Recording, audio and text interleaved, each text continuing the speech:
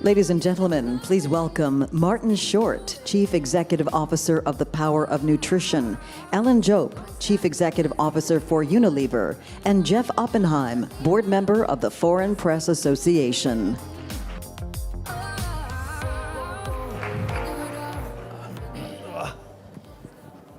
Well, gentlemen, welcome. And by the way, if you are checking your program, I wasn't the original moderator, so don't get confused when you look at that name and my name. It's a pleasure to be here. It's a pleasure to be here with you, gentlemen, for sure. And I'm going to jump right in because we have such a deep conversation point to have here. And certainly we have Alan Jope here, and we have Martin Short, as you heard. And I want to jump in and really talk about something that's so timely. This morning, I don't know if you saw, there was even a New York Times article that talked about yesterday's climate change summit and deemed it rather unsuccessful. I don't know if you had time to look at the paper with all that you're doing, but thoughts, comments on that?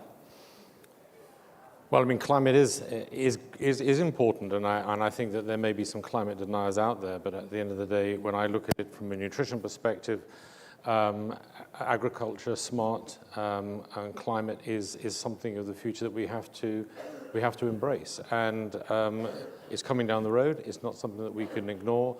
And I think that we have to think through every opportunity that we can through partnerships, through smart use of the resources of the planet, and the fact that it's not a good article today, it'll be a good article tomorrow. Love that. Alan? Well, what a burden to have to come onto the stage after Jamila. She looks great, and what a message she's got about young people. And I must admit, I don't think yesterday's Climate Summit was unsuccessful or a failure, because we each can do small things. Our company, Unilever, just announced a couple days ago that we're now going to be 100% renewable energy on 5 continents in our operations. In fact, we are already. And we're not going to wait for government. We're working with our partners and our suppliers to make progress and impact the world for the future generations. And that's what we're here to talk about right now, is a health partnership. Indeed, indeed. And we're talking about nutrition, we're talking about hygiene, of course, but so many of these issues interact with all the other SDGs, not just where we would normally put nutrition is, of course, zero hunger. I want to really get at the enormity of this project at large, if I may. Alan, do you want to speak to where we're going with this? Sure. Unilever believes that for brands to remain relevant in the world, we need to have them take a position on things that matter more than shinier hair or soft skin or whiter clothes or tastier food. And we call these our purpose-led brands that are doing something to leave society or the planet in a little bit better shape than we found it. Thank you. Specifically in this instance, this program is one of our brands that many people here won't know. It's a brand called Life Buoy, and it's an antibacterial soap that's largely sold in the emerging markets. And its mission is to stop the death of children under the age of 5 through very simple precautions against preventable diseases. Specifically, we know that hand washing with soap is an intervention that reduces child mortality by up to 50% from preventable diseases. So that brand is on an absolute mission to do that. And all of our brands that do something worthwhile in the world tend to do it in partnership. And Martin, why don't you talk about this particular partnership? Okay, well, thank you, Alan. Well, the Power of Nutrition is a charitable foundation. We're based in the UK, and obviously it'll surprise nobody here that given the name, we're quite focused on nutrition. So thinking through the 11 interventions, the Lancet-based, the so-called evidence-based interventions that we do, hand washing with soap is one of those 11. And we believe very passionately in partnering with the private sector. The Power of Nutrition in of itself is never going to make soap or hand washing with soap an aspirational either product or an activity. That is, I think, the domain of the private sector. So we see this operation that we will have with Unilever in particularly Gujarat, but then we'll spread into a number of different countries as absolutely critical of getting the actual resources and skills that the private sector can bring to the table and ensure that is embedded in the health systems with all the messaging around it. So we're very excited about that. Martin, talk a little bit too of the model. The funding model to me is very intriguing. It's not unfamiliar, each component of it, to nonprofits. It's sort of the common matching grant proposal that we know very well in nonprofits, but it also seems to combine a little bit of the collective resource that may be closer to crowdsourcing, if you would.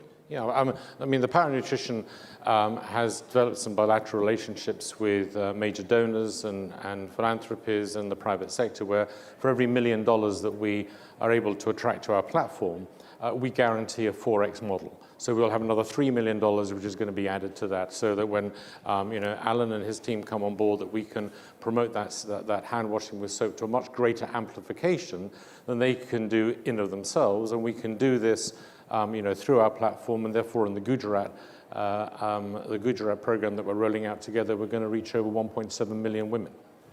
Oh, significant. Huge. We had a wonderful seminar yesterday here at Concordia that addressed plant-based food and moving in that direction. One of the take-homes from that was constantly from a perspective of, even well-meaning, we sometimes go into a culture and forget to honor what is already on the ground and be respectful of that. So if I can put that to both of you gentlemen as you move forward in this project in India, how are you advancing that, being sensitive to everything that is there and adapting your program to them? One element of this program is that we're going to use, can you believe it, digital technology to reach media dark parts of rural India. And the way we're able to do that is that whilst broadcast media may not reach those villages, almost all the women that we're trying to reach do have a feature phone. So specifically not a smartphone, but a feature phone. And these women are time rich, but content poor. And if they give us a call and hang up and leave a missed call, then we will call them back. And for the women who have got young kids, or more importantly, the women who are expecting children, we will share with them content, and embedded in the content are half a dozen of the important principles that Martin's organization drives to ensure that their kids don't suffer from malnutrition. One of those 6 elements is washing your hands with soap. Because to put it technically, if you've got diarrhea, you don't absorb your nutrients. You're focusing in small part, but why is this, on the larger part, a great investment for all of our future? Well, I'm glad you used the word investment, actually. I mean, just because we're philanthropy, I don't think you discard the principles of business or the laws of economics. I think you should look at this as an investment. I think that Unilever looks at it as an investment in the power of nutrition, and we certainly look at them as investment partners. Investing in children is actually a pretty good idea. I mean, we've got 150 million children in the world under 5 who are stunted. 150 million. Now, hand washing with soap is just one of those interventions that can help to alleviate that. The important thing is that not all those children, unfortunately, are able to be reached, and therefore they will ultimately morph in some way into stunted adults. And stunted adults are embedded in the workforce, and if you're embedded in the workforce with a stunting, which is an affliction of body and brains, you're going to have open to non-communicable diseases, absenteeism, and all the aspects of driving costs through the business and the value chain. So from our perspective, and I think from Alan's perspective, Unilever, you can reduce that cost to not just society, not just to the country, but to the individual businesses that are running. I think that must be a fantastic opportunity to address this terrible affliction. You also cite that 45% of children's deaths are attributed to nutrition. Undernutrition. Now, make that difference for us, too, because I think so many of us are used to malnutrition. Yeah. I think it's years of sort of hearing that languaging, but you make a distinct difference, you explaining to me. Well, I mean, malnutrition is like an umbrella, and underneath that umbrella you'll have obesity, you'll have stunting and wasting is put together in the undernutrition category.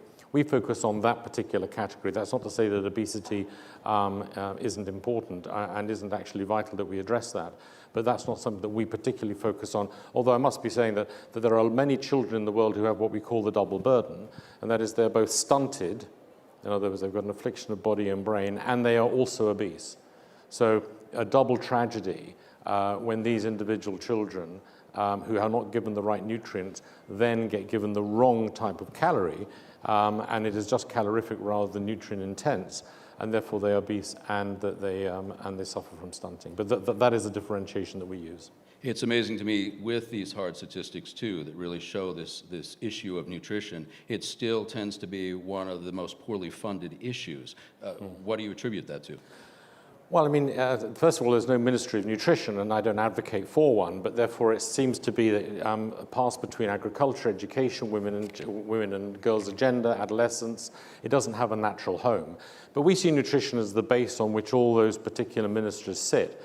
You get nutrition right, you will ultimately, your dollars are going to go further in development and further in terms of Alan's product, in terms of people are going to have better disposable incomes if they can hold down better jobs. So nutrition hasn't been well funded. Less than 1% of aid, global aid, goes to nutrition. I mean, that is a travesty in of itself. So I think that we're very, very focusing on the business opportunity that something like addressing undernutrition can have, rather than the moral imperative. I think we've got to move that argument away from the moral imperative into that space of a business opportunity. You get these adults into the workforce who are really healthy, you're going to have a better business and you're going to have a better GDP.